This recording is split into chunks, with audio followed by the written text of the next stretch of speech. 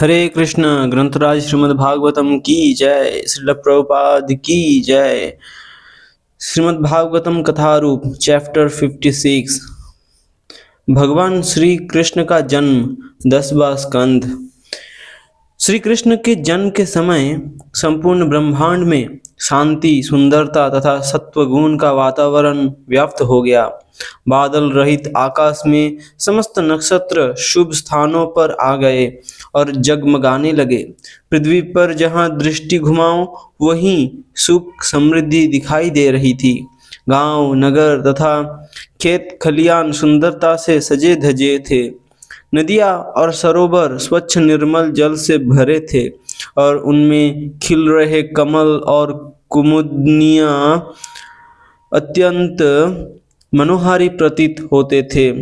वृक्ष और पौधे फलों फूलों से लदे थे और पक्षीगण मधुर बोली में गुंजन कर रहे थे। त्वचा को सुखद अनुभव प्रदान करता मंद समीर बह रहा था और उसमें भरी नाना फूलों की सुगंध नासिका को मदोन्मत्त कर रही थी।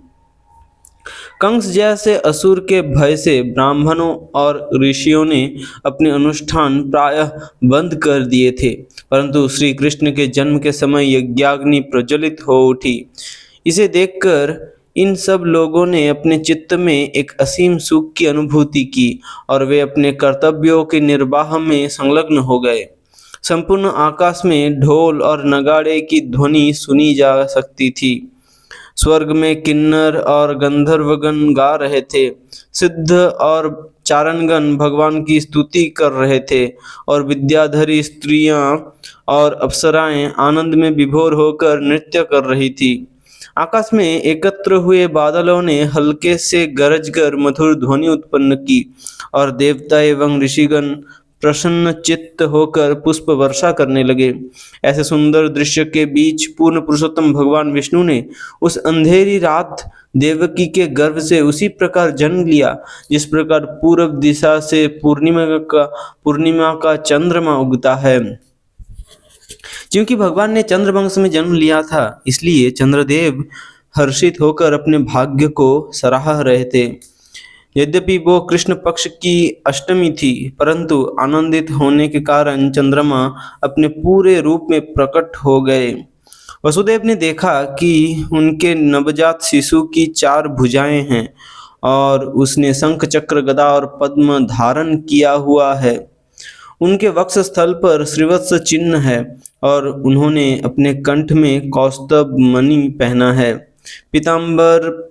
पीतांबर में लिपटे काले बादल के समान श्यामल कांति वाले भगवान के केश घुंघराले थे। मुकुट एवं वैदुर्य मणियों वाले चमचमाते कुंडल पहने वह शिशु अत्यंत अद्भुत दिख रहा था। इस प्रकार श्री कृष्ण सर्वप्रथम भगवान विष्णु के रूप में प्रकट हुए और अपनी अंग कांति से संपूर्ण कक्ष को प्रकाशित कर दिया। वसुदेव विस्मित भी थे और आनंदित भी। अपने पुत्र के जन्मोत्सव को मनाने के लिए उन्होंने मन ही मन 10,000 गौवें ब्राह्मणों को दान स्वरूप दे दी। कितने? 10,000 गौवें ब्राह्मणों को दान स्वरूप दे दी वसुदेव ने। स्वयं पूर्ण पुरुषोत्तम भगवान को अपने पुत्र रूप में देखकर वसुदेव कंस के भय से मुक्त हो गए। अपनी अंजुलि जोड़कर उन्होंने भगवान को प्रणाम किया और प्रार्थना करने लगे, हे भगवान, आप ही वे आदि पुरुष हैं जिन्होंने सृष्टि के आरंभ में इस जगत की रचना की थी। यद्यपि ऐसा प्रतीत होता है कि जब आपने स्वयं इस जगत में प्रवेश किया है, यद्यपि ऐसा प्रतीत होता है कि आपने स्वयं इस जगत में प्रवेश किया है, परंतु ये वास्तविकता नहीं है। वास्तव में आप सर्वव्यापी हैं। यद्यपि आप इंद्रियों की पहुंच से परे हैं, परंतु कृपावश आप हमारे समक्ष प्रकट हुए हैं। महाविष्णु के रूप में कारण सागर में शयन करते समय आपके श्वास से असंख्य ब्रह्मांडों की उत्पत्ति होती है। तत्पश्चात आप गर्भोदकशाही विष्णु के रूप में प्रत्येक ब्रह्मांड में प्रवेश करते हैं और तब आप क्षीरोदकशाही विष्णु का रूप लेकर के प्रत्येक जीवात्मा के हृदय में वास करते हैं। इसलिए आपका देवकी के गर्भ में आना कौन सी बड़े आश्चर्य की बात है। हे प्रभु, आपके अवतरण को देखकर मुझे पूरा विश्वास है कि अब आप पृथ्वी मंडल पर क्षत्रियों के वेश में विचरण कर रहे असुरों तथा उनकी विशाल सेनाओं का संहार करेंगे। हे देवादिदेव, आपके विषय में भविष्यवाणी सुनकर कंस ने आपके बड़े भाइयों की हत्या कर दी है, और अब जैसे ही उसे आपके जन्म का समाचार प्राप्त होगा, वह अपने अस्त्र शस्त्रों सहित आपकी हत्या करने के लिए अवश्य यहाँ पहुँच जाएगा। अपने पुत्रों के शरीर पर भगवान के सारे चिन्ह देखकर देवकी अत्यंत आश्चर्यचकित थी, परंतु साथ ही मातृत्व स्नेह के कारण उसे भय था कि कहीं कंस उनके नन्हे शिशु का वध ना कर दे। प्रार्थना करते हुए उन्होंने कहा, हे भगवान, आप इस भौतिक सृष्टि के मूल कारण हैं, और प्रलय के समय जब ये सृष्टि पुनः अप्रकट हो जाती है, उस समय केवल आप अपने अनंत शेष नाग के रूप में शेष बचे रहते हैं। इस संसार में कोई भी प्राणी जन्म, बुढ़ापे, रोग अथवा मृत्यु से मुक्त नहीं है, परंतु आपके जन्म लेते ही मृत्यु आपसे भयभीत होकर भाग गई है, और आपका आश्रय लेने वालों को चरम शांति की प्राप्ति हुई है। आपका आश्रय लेने वालों को चरम शांति प्राप्त हुई है। हे प्रभु, आप अपने भक्तों के भय को हरने वाले हैं, इसलिए आपसे मेरी यही याचना है कि आप कंस के भय से हमारी रक्षा करें। कृपया अपने इस विष्णु रूप को छिपा ले। मेरा चित्त चिंता से अप्लावित हुआ जा रहा है कि कहीं कंस को आपके जन्म का समाचार ना मिल जाए। देवकी जानती थी कि भगवान विष्णु कंस से लाखों गुना अधिक शक्तिशाली है, परंतु स्नेहवश उन्हें भय था कि कहीं कंस उनके पुत्र की हत्या न कर दे। देवकी ने भगवान से निवेदन किया कि वे अपने विष्णु रूप को त्याग कर एक साधारण मानव पुत्र रूप में आ जाए, जिससे कंस को इस बात का भान ना हो कि वे विष्णु है। यद्यपि वसुदेव और देवकी ने अपने वचन अनुसार पहले 6 पुत्र कंस को सौंप दिए थे, परंतु अब वे जैसे तैसे इस पुत्र को छिपाना चाहते थे, और यदि वो बालक अपने चतुर्भुज रूप में ही बना रहता तो उसे छिपाना असंभव हो जाता। उनकी प्रार्थनाएं सुनकर भगवान ने कहा, हे माता, आप पतिव्रता स्त्रियों में सर्वश्रेष्ठ है। स्वयंभू मनंतवर में आपने कृष्णि के नाम से तथा पिताजी वसुदेव ने ब्रह्मापुत्र प्रजापति सुतपा के नाम से जन्म लिया था। वसुदेव ने ब्रह्मापुत्र प्रजापति सुतपा के नाम से जन्म लिया था। जब ब्रह्मा जी ने आप दोनों से संतान उत्पत्ति करके सृष्टि बढ़ाने के लिए कहा, तो सर्वप्रथम आपने घोर तपस्या करके अपनी इंद्रियों को नियंत्रित किया।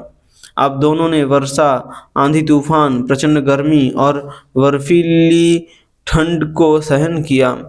अपने शरीर के भीतर विचरण कर रही वायु को प्राणायाम द्वारा नियंत्रित करते हुए आपने केवल वृक्षों से गिरी पत्तियों को खाकर अपना जीवन निर्वाह किया।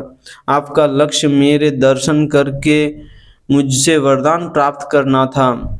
आपका लक्ष्य मेरे दर्शन करके मुझसे वरदान प्राप्त करना था, और इसलिए आपने 12,000 वर्षों तक मेरा ध्यान करते हुए अपने मन को समस्त कल्मश से मुक्त कर लिया। हे निष्पाप माता, आपकी भक्ति से अत्यंत प्रसन्न होकर मैं इसी रूप में आपके सम्मुख प्रकट हुआ और मनचाहा वरदान मांगने के लिए कहा। हरे कृष्ण।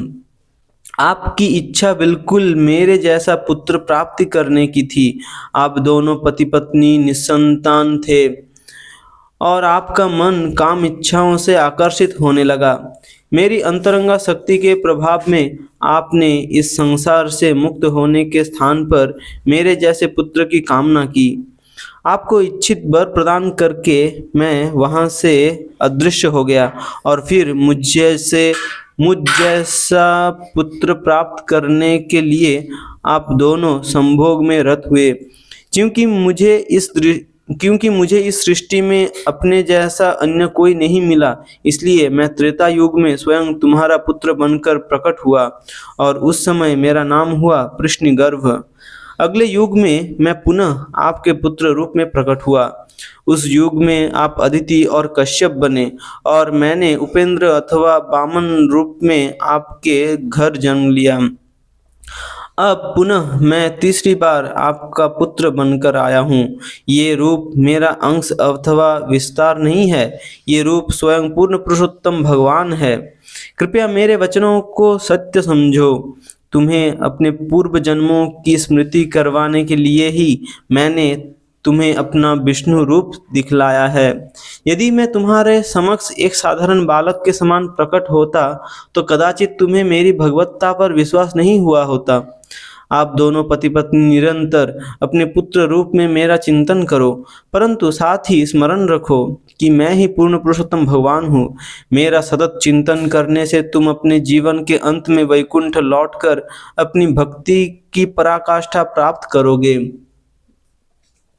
देवकी चाहती थी कि भगवान यथाशीघ्र मानव रूप में आ जाए। उन्हें भय था कि भगवान को इस चतुर्भुज रूप में देखकर उनके आसपास के लोगों को विश्वास नहीं होगा कि वो उनका पुत्र है।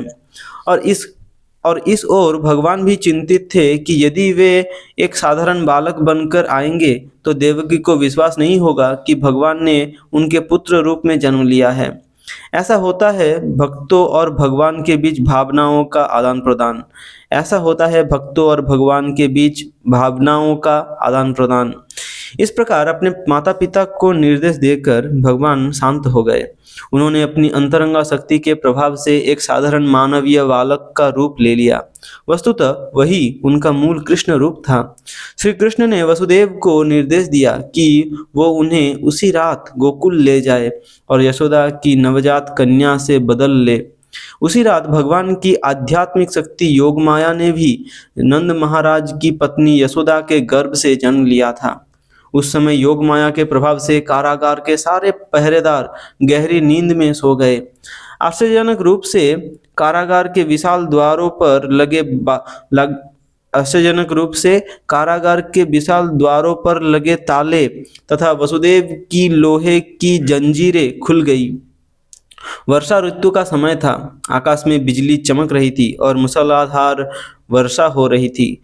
वसुदेव तथा उनके अलौकिक पुत्र की रक्षा करने के लिए अनंत शेष ने उनके ऊपर अपने फनों को फैला लिया। वर्षा के कारण जमुना उफन रही थी, परंतु जिस प्रकार त्रेता युग में समुद्र ने भगवान श्री राम को लंका जाने का मार्ग दिया था, जमुना ने उसी प्रकार वसुदेव को जाने का मार्ग दिया। नंद महाराज के घर पहुंचकर वसुदेव ने देखा कि घर के सारे सदस्य प्रगाढ़ निद्रा में है। उन्होंने सहजता से यशोदा के बिस्तर पर अपने पुत्र को रखा और उसकी पुत्री को उठा लिया, जो स्वयं जोग माया की विस्तार थी। ये अदला बदली करके वे तुरंत कंस के कारागृह में लौट आए। उस कन्या को देवकी के बिस्तर पर लेटाकर उन्होंने अपने पैरों में फिर से बेड़ियां कस ली। प्रसव पीड़ा से बुरी तरह थकी यशोदा गहरी नींद में सोई हुई थी और उसे इस बात तक का आभास नहीं था कि उसने संतान को जन्म दिया है। उसे इस बात तक का आभास नहीं था कि उसने संतान को जन्म दिया है। वसुदेव भलीभांति जानते थे कि समाचार मिलते ही कंस उस कन्या का वध करने का प्रयास करेगा। नंद महाराज और वसुदेव घनिष्ठ मित्र थे, परंतु उन्होंने विचार किया और अपने पुत्र की रक्षा के लिए उन्हें अपने मित्र की पुत्री की हत्या के अतिरिक्त अन्य कोई उपाय दिखाई नहीं दिया। वसुदेव और नंद महाराज घनिष्ठ मित्र थे, परंतु वसुदेव ने विचार किया और अपने पुत्र की रक्षा के लिए उन्हें अपने मित्र की पुत्री की हत्या के अतिरिक्त अन्य कोई उपाय दिखाई नहीं दिया। श्री विश्वनाथ चक्रवर्ती ठाकुर लिखते हैं कि किसी दूसरे के पुत्र की बलि देकर अपने पुत्र की रक्षा में उस व्यक्ति को दोष नहीं होता। विश्वनाथ चक्रवर्ती ठाकुर लिखते हैं किसी दूसरे के पुत्र की बलि देकर अपने पुत्र की रक्षा में उस व्यक्ति को दोष नहीं होता। इतना ही नहीं, वसुदेव को क्रूर नहीं कहा जा सकता क्योंकि उन्होंने जोग माया द्वारा प्रेरित होकर ये कार्य किया था। हरि बोल। ग्रंथराज श्रीमद् भागवतम की जय।